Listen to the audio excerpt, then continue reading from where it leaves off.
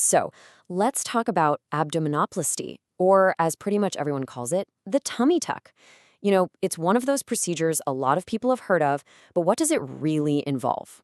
Well, we're going to break it all down, from why people consider it in the first place, all the way to the realities of recovery. Okay, let's jump in. I mean, this is the big question, right? What's actually going on in the operating room? And what leads a person to even think about this surgery? We're about to peel back the curtain and give you a real inside look at the whole process, from beginning to end.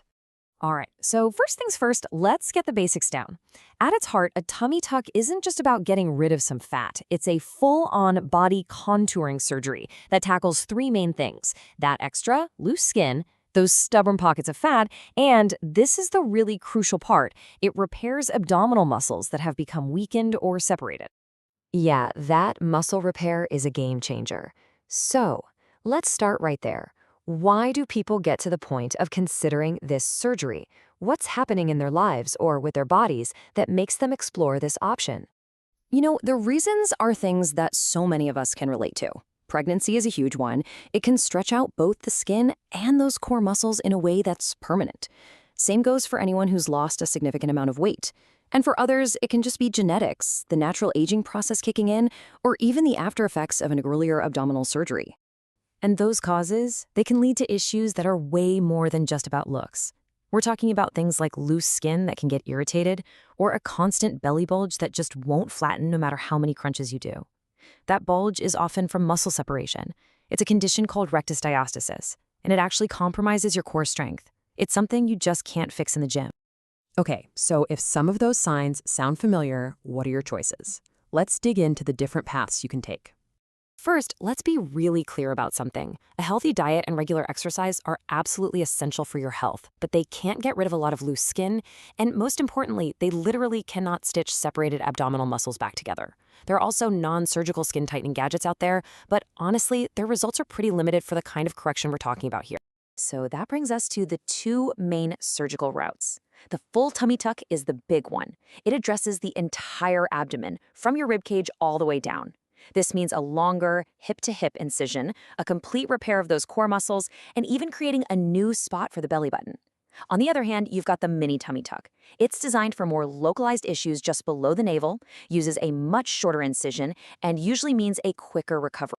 So once a decision is made, what actually happens on the day of the surgery? Let's take a closer look at what the procedure is really like. A full tummy tuck is a really systematic operation. It starts with a low incision, hip to hip. Then the surgeon carefully lifts up the skin to get to the abdominal wall. And here's the key step. Those separated muscles are literally stitched back together right down the middle. This isn't just for looks. It creates a strong internal corset that brings back that core stability. After that, the belly button gets a new home, the extra skin is trimmed away, and everything is closed up. Now, the mini procedure, that's a whole different story. It's much less extensive. The surgeon makes a shorter incision, kind of like a C-section scar, and just lifts enough skin to get rid of that small pooch of fat and skin in the lower belly. The belly button isn't touched at all, and any muscle tightening is limited to that area way below it. It's really a targeted fix for a very specific problem. The surgery itself is really just one day. The recovery process that follows, that's just as important for getting a fantastic result. So let's talk about the healing journey. Setting realistic expectations for recovery is so important. You'll be up and moving on day one.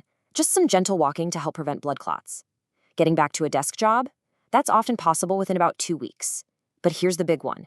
You absolutely have to avoid any heavy lifting or intense exercise for a full 6 weeks. No exceptions.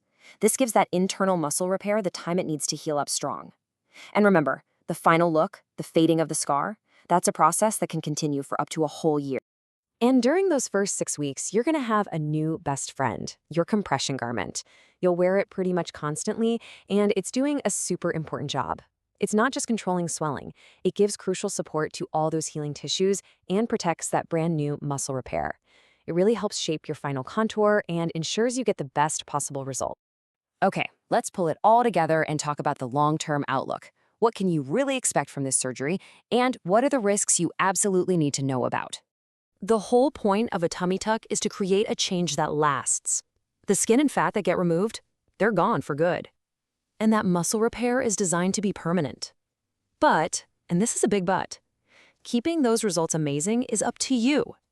Maintaining a stable weight and living a healthy lifestyle are the absolute keys to making sure your new shape lasts for years and years.